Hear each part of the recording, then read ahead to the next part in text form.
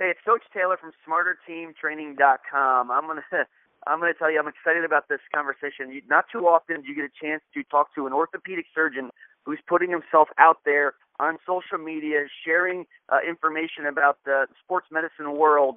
And I got a chance to connect with Dr. Howard Lux through some different things, through social media and emails, and he has a great website and stuff too going on. And I just been following him, and then somebody else actually recommended him to get on the show here. So I just sent him an email. And again, a day later or 2 days later, we get back on the email path here, going back and forth. And I'm very honored to have, again, Dr. Howard, man, to have you on the phone. I'm looking forward to an outstanding conversation, and I really compliment you on what you're doing for the field, my man. Thanks, Rob. It's a pleasure to be here with you today. Hey, Dr. Howard, for the people who are listening here, we literally just got on the phone with each other probably about 4 minutes ago.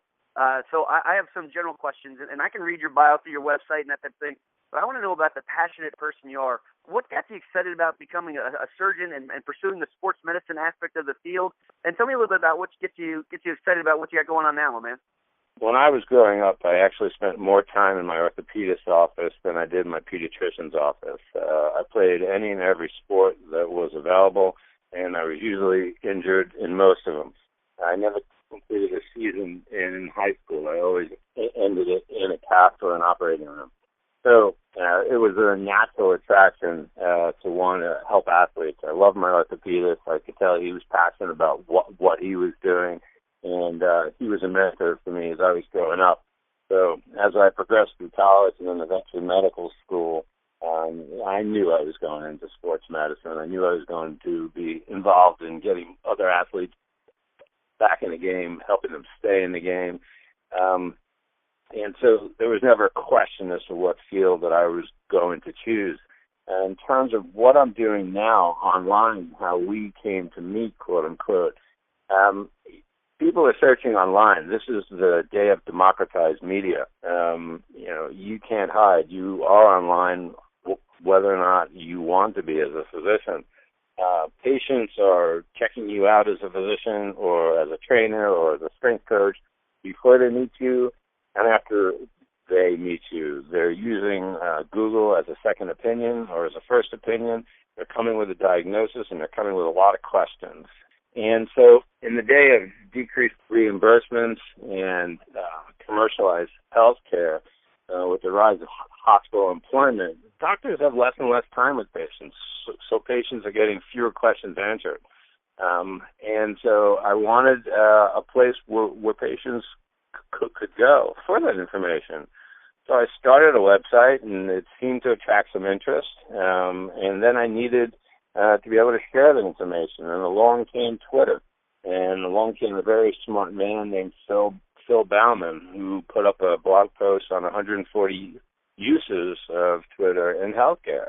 And it all resonated with me. I met with Phil, and we talked about it, and we talked about so many avenues that it could help spread information. And then I noticed a lot of people were using Twitter and Facebook to share a surprising amount of their own health information and a lot of questions.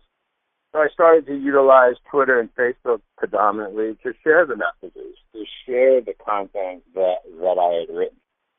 And, the content is not promotional. It's not, I'm the greatest surgeon in the world, you have to come here, I'm an expert, et cetera, et cetera. It answers the questions that you have. Why does my knee hurt? What are my options to treat this? Do I definitely need surgery? And along came the mantra, you treat a patient, you don't treat an image. This is the day of high-tech, low-touch medicine. People aren't given enough time to talk about how their problem is affecting them as an individual, and that matters a lot. So I don't treat the image, I treat the patient, and that patient has a lot of questions and brings a lot to the table and they need to be listened to. And social media has really given me a tremendous opportunity to share with those patients and to give back to them. Dr. Luxman, as I was prepping for this conversation, and I spoke with a lot of my teams, and specifically the female teams, one of the common questions that people had were obviously around the ACL and the scary scenario that occurs to the knee at times. The one main question was regarding the grafts that are used. I mean, what type of grafts are used for ACL surgeries, And are there benefits or drawbacks for each one? So there's two main groups of grafts available. One is autograft, or tissue from your own body that we repurpose to use as the ACL, and the other is allograft, or taking cadaveric tissue. In general, I like and prefer to use autograft, your own tissue. Your body will adhere to it better, it'll incorporate it or heal it better, and in the end, it will be a stronger and more long-lasting ligament. Allografts, we'll get this out of the way. Allografts are okay for older individuals who are not, involved in heavy, high-level Class 1 sports involving cutting, pivoting, twisting, and turning. They're in their 40s, 50s, and 60s. They want to ski. They want to play some tennis. But again, they're not playing 4 hours of soccer a day in a semi-professional league. For our young people, teenagers, 20s and 30s, who tear their ACL, not all grafts are best suited for one individual. So the two main grafts available are your patella tendon, with small bone blocks from the patella and the top of your shin bone area, or we can borrow one or two of your hamstring tendons. Without a doubt, the bone patella tendon bone graft is the gold standard and provides the best rigidity and best stability for a knee long term. It has a lower recurrence rate and a lower re-rupture rate or re-injury rate. In women, athletes in particular, since you mentioned them, they tend to be quadricep dominant. So the strength in the front of the leg is better than the strength in the back of the leg if there is an imbalance. So since we only have 4 hamstrings, it seems if you were to take one or two of them, you're going to cause further imbalance or weakness. So I strongly favor the use of bone patella tendon bone graft in women. No doubt, almost across the board with any female athlete. Men do have an option of using a hamstring. A lot of that depends on the sport that they're involved in. Anything that really requires a quick burst, a sprinter, etc. They might lose a notch or two in terms of strength or quickness, especially if you have to take both hamstrings. So again, I'll fall back on the bone patella tendon bone graft as my favorite graft, although the hamstring certainly is a good graft. Some physicians will use a quadricep tendon graft. It hasn't caught on mainstream, but it certainly is a very viable alternative. In closing on grafts, I'll say that the use of an allograft under the age of 25 or 30 is significantly frowned upon. The re-rupture rate, the re-injury rate is just altogether too high for that to be considered as a useful graft in that age group. When you're talking ACLs, most people understand, what it looks like when it happens.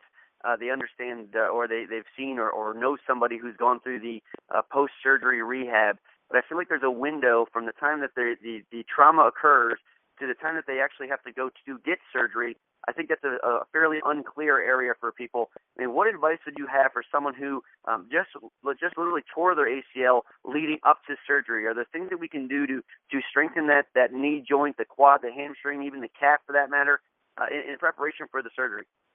Great question. I had that talk with about 4 patients yesterday in preparation for their surgery. The most important thing you're going to do is, you're going to need a good examination. So a lot of people send me questions. I injured my knee skiing today. What motions can I do?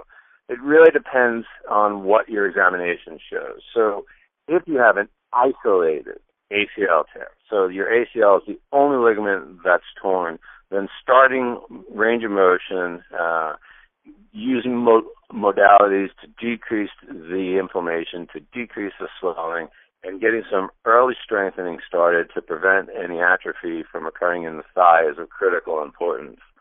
An issue arises if you have more than one ligament torn, either the medial collateral ligament or the lateral collateral ligament. That will change what we're able to do. In some instances, especially with a medial collateral ligament injury, we want to actually immobilize those knees for a few weeks to let that MCL start to heal before we start your prehabilitation. But prehabilitation serves two important purposes in general. First is, of course, again, getting back your range of motion, decreasing your swelling, decreasing the amount of atrophy. More important, it builds confidence in the relationship between your trainer, therapist, and the patient. It's nice to know who's going to be treating you after surgery. The surgery hurts. You don't want to go through it again. You're scared. You're nervous. It's nice to know that you're going to get along with the therapist or trainer who's going to be treating you. I want to stay down that knee range, and again, somebody else asked a question about microfractures and microfracture surgery as far as it relates to basketball players or the like. It's definitely a more comfortable conversation, I guess, than the ACL, but can you expand on how and when a microfracture surgery could or would be useful? Microfracture surgery is one of the procedures that we have to treat cartilage defects inside your knee. So there's a soft, spongy substance that acts as a shock absorber or cushion on the ends of your bones. We're not talking about the meniscus. We're talking about the cartilage on the ends of the bones. If you have a cartilage defect as a result of an injury, then we need to try and fill that defect so that you don't have a hole in the cartilage to prevent that from progressing to a full-blown case of arthritis. One of the options is a microfracture. That is a procedure where using an arthroscope or a fiber optic camera, we identify the hole. We freshen up the defect. We roughen it up. We make it want to heal. It's like skinning the knee. And then we make small holes through the bone into the canal where your bone marrow is.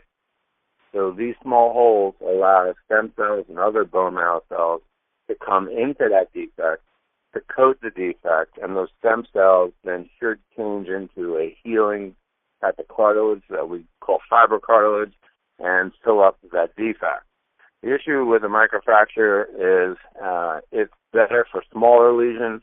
It's not good for large defects. In those instances, we tend to favor a transplant where we take cartilage from a cadaver, fresh cartilage, and we implant that into the defect. When I was in the college and pro environment for a while, we had a commonality where we have some injuries with the labrum and the shoulder tears and from the throwing, the violent motion of that overhead position or whatever, or even collisions for that matter. And now that I'm in the private sector, I'm even seeing labrum hip tears, whether it's through golf and tennis and some of the other things that just active individuals go through or experience. I mean, how as a strength coach can I help potentially minimize either the hip or the shoulder? It might even be two separate questions for that matter. But when the labrum tear occurs, what are some things I should consider or help hopefully prevent some of that injuries? The stronger that your rotator cuff is, the better the shoulder functions. The shoulder likes to rotate. It doesn't like to slide. If there's an imbalance in the shoulder, especially if there's what we call a loss of internal rotation or an internal rotation contracture, meaning you can't reach up your back as far as you can on the other side. That sets up the situation where the shoulder starts to slide as opposed to just rotate on an axis.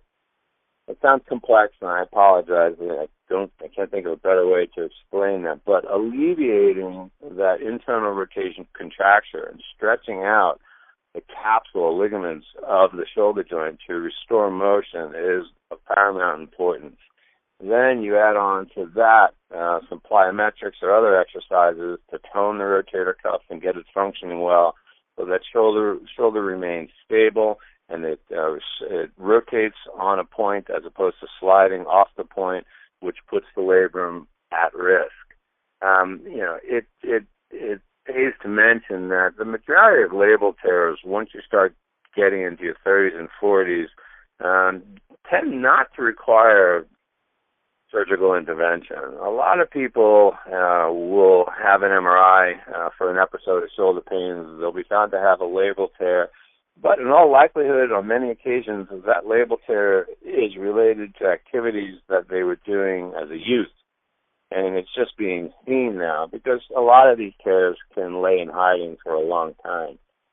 So many people can get by without surgery with proper therapy and rehabilitation, again, focusing on returning a loss of internal rotation and getting that rotator cuff back into shape.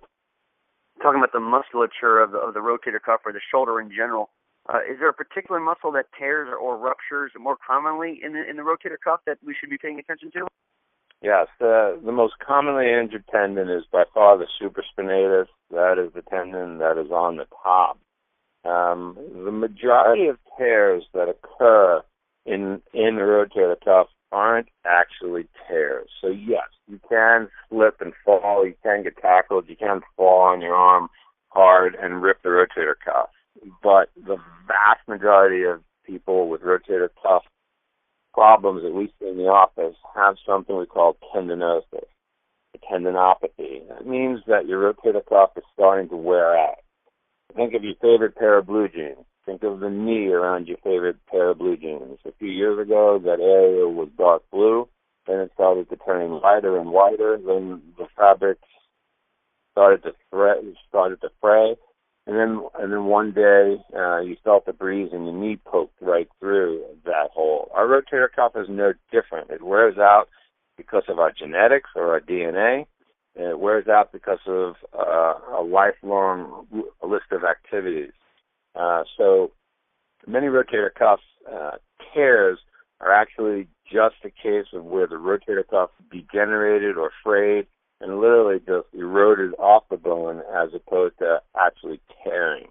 Keeping that rotator cuff strong, maintaining your flexibility is the best way of trying to minimize injuries to the supraspinatus.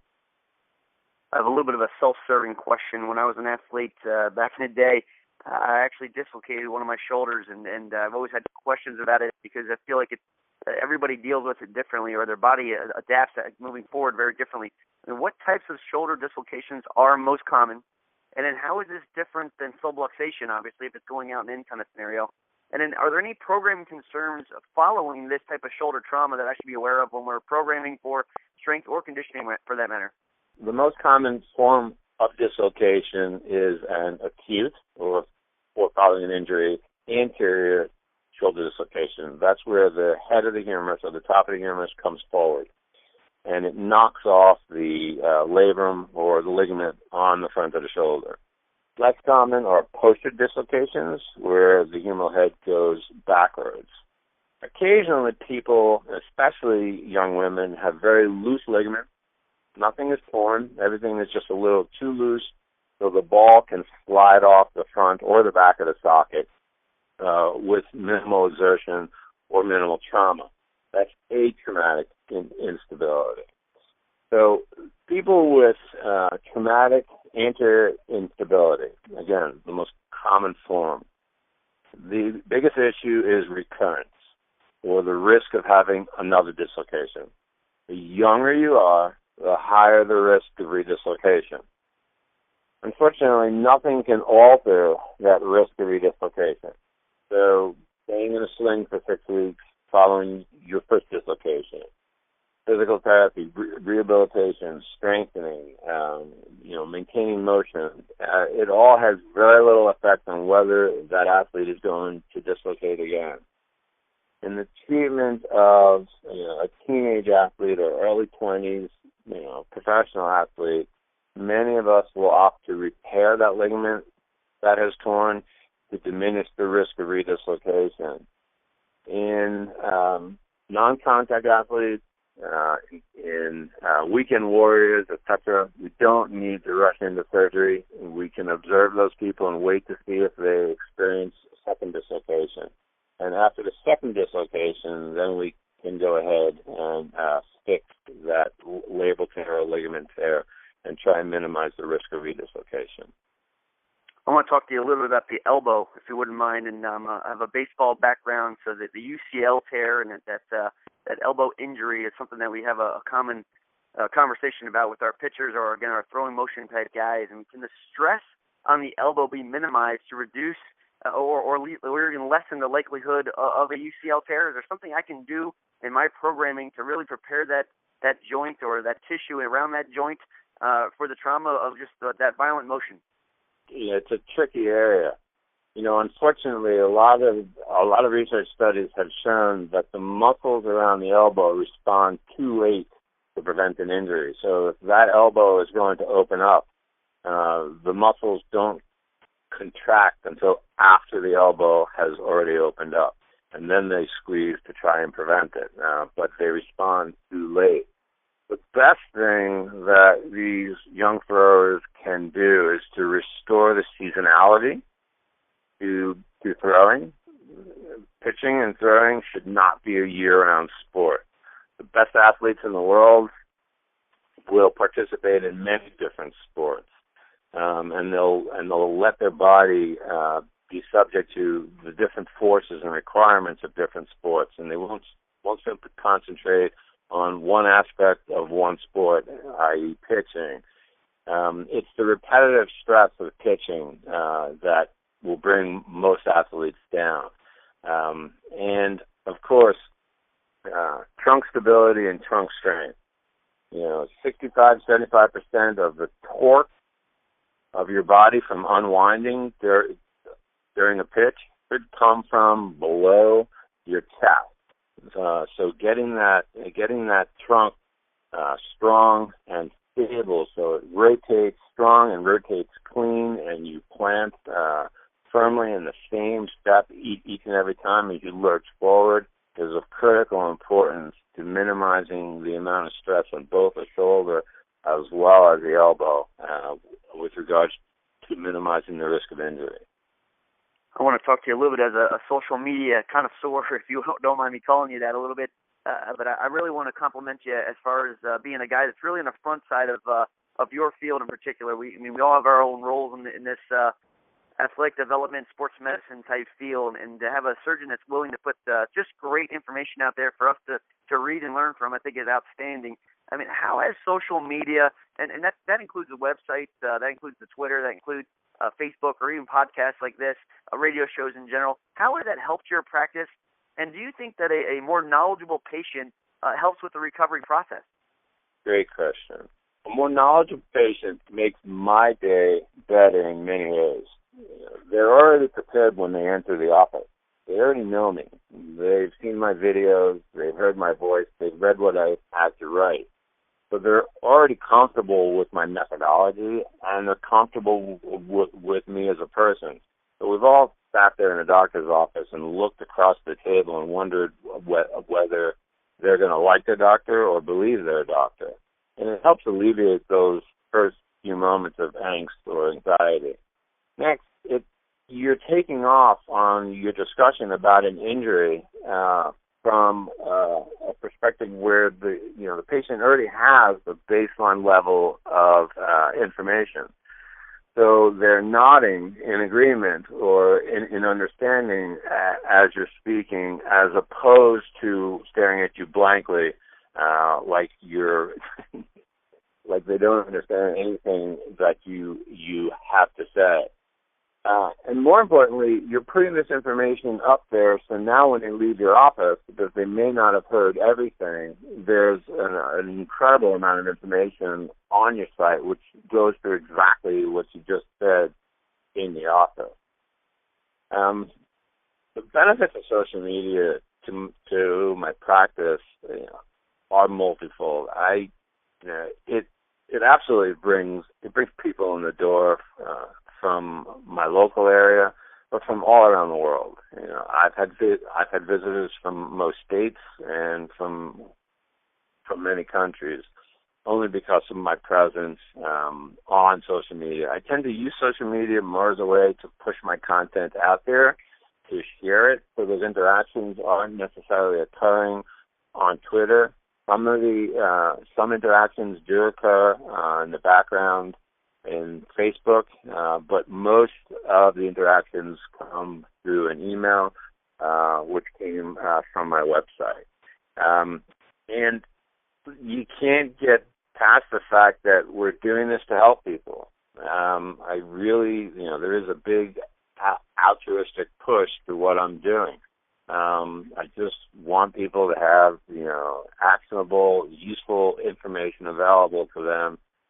Even if they can't come in and see me, it arms them with the proper questions and things to ask, where when they are seeing their physicians all around the world.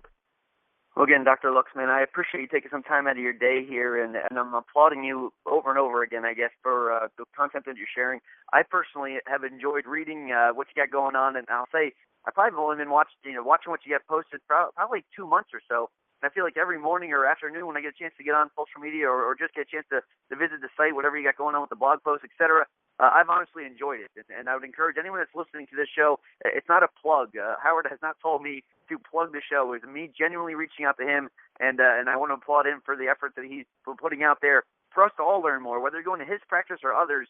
Just find out what has worked for others and be able to develop a better question to help your athletes, your parents, your coaches, and then potentially even the doctors, just to develop a rapport with the individuals that you're working with. So, Dr. Luxman, if anybody wanted to reach out to you or follow you or connect with you about anything we discussed on the radio show here or moving forward for that matter, how could they go about reaching out to you and finding out more information about what you got going on?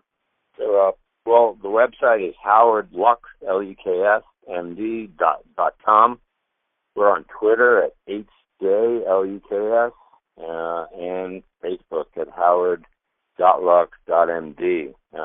Feel free to reach out. Many people will send us questions through the blog post or through an email.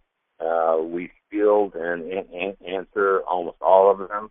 I had a great time talking to you today, and the more people that we help, the better. So always happy to help a fellow sports professional in their endeavors.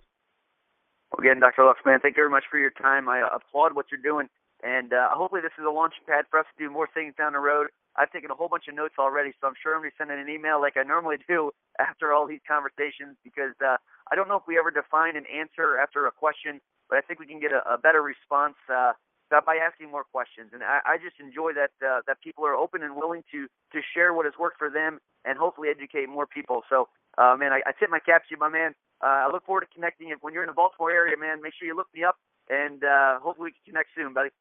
Thanks, Rob. Have a great day.